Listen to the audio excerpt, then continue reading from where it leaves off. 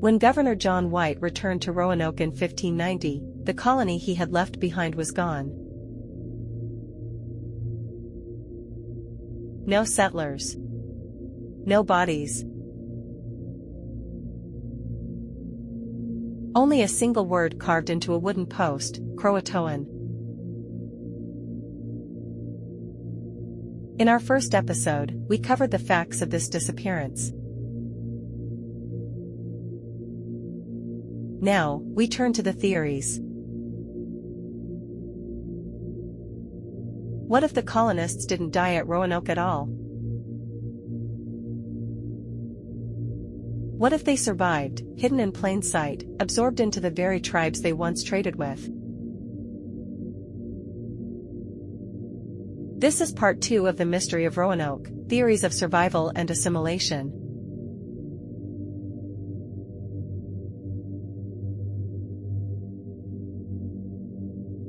The most immediate theory came from John White himself. He believed the colonists had moved to Croatoan Island, today known as Hatteras Island, home of the Croatoan tribe. This was no random guess. Before leaving for England in 1587, White had told the colonists to carve the name of their destination if they relocated. The carving Croatoan fit that plan perfectly. And the Croatoan people had been relatively friendly toward the English, unlike some neighboring tribes. Decades later, evidence seemed to support this theory. In 1701, explorer John Lawson visited Hatteras Island and noted something unusual. He described members of the Hatteras tribe who had gray eyes, a rare trait among native peoples, and claimed they spoke of ancestors who could talk in a book. A reference some believe points to English literacy. Archaeologists have also uncovered artifacts on Hatteras, items like English tools and weapon parts, dating to the late 1500s. Were these remnants of trade? Or signs that English colonists had truly joined the tribe?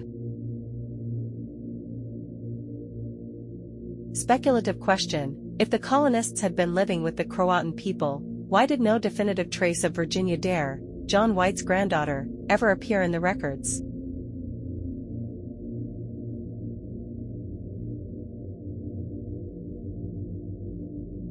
Beyond Hatteras, stories of the lost colonists surfaced elsewhere. When Jamestown was founded in 1607, settlers there heard rumors from neighboring tribes about Europeans living further inland. Some tribes spoke of villages where people dressed in European-style clothing or could speak fragments of English. Other accounts were darker. Reports circulated of tribes who had enslaved or killed small groups of Europeans. One claim suggested that a Werowance, a native leader, boasted of slaughtering a group of people who had come to live among them. If true, this could mean the Roanoke colonists didn't all share the same fate. Some may have been welcomed. Others may have been absorbed by tribes less hospitable, or wiped out entirely.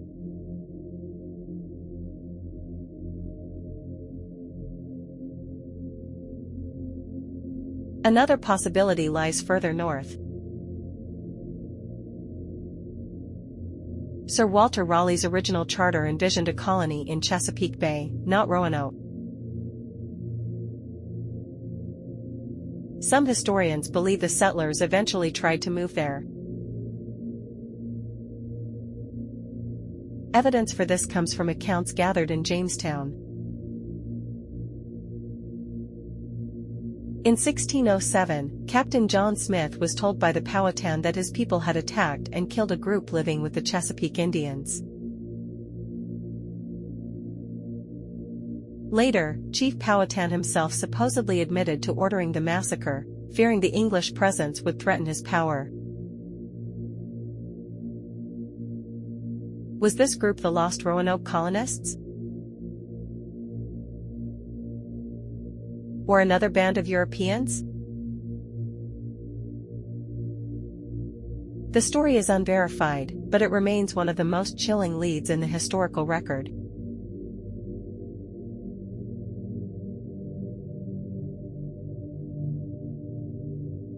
There's another angle to assimilation that is harder to trace: cultural blending.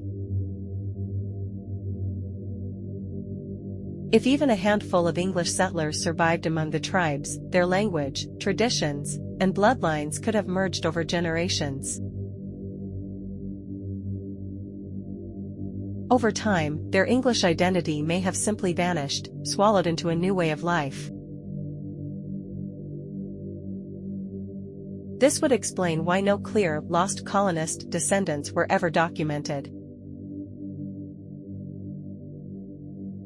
A few English words, a handful of artifacts, and perhaps the occasional physical trait, gray eyes, lighter hair, could be the only subtle echoes of their presence. Modern archaeologists and genealogists have searched for evidence, even testing DNA among descendant communities in North Carolina. But so far, the results are inconclusive.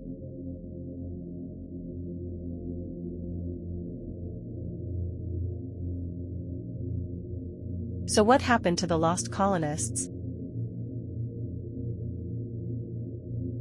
Did they live peacefully with the Croatoan on Hatteras Island? Did some move north to Chesapeake Bay, only to be destroyed by Powhatan warriors?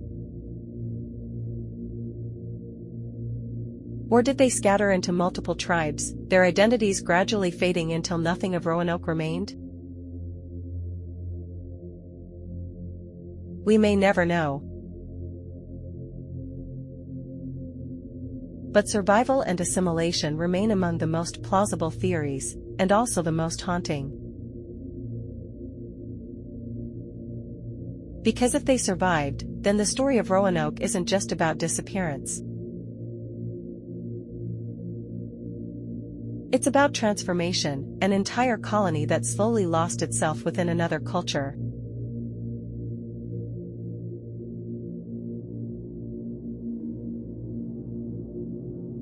But not all theories paint a picture of survival.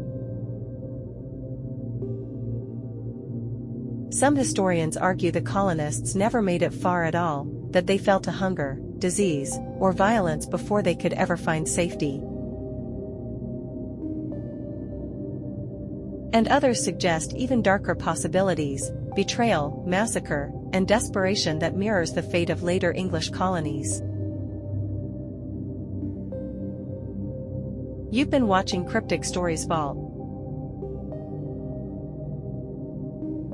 Don't miss what's coming next. Subscribe now and turn on notifications.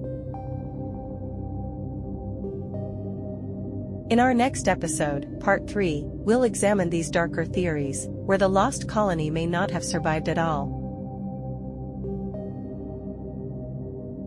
Because sometimes, the simplest answer is also the most terrifying.